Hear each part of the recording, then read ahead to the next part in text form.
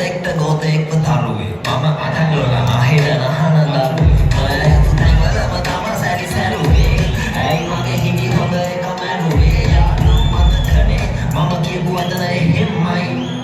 කියලා දෙන්න මෙන්න මෙහෙමයි මම කලින් දෙන්නේ එහෙමයි ඔබ ගැන මට කිව්වේ මං ගැන ඔබට කිව්වා එහෙමයි කල්යද්දි ගැලවෙස් මූණු අභියෝග එන්න වෙන්න මට පූරු ඇතමයි පොඩි කර මට සුදු ලුණු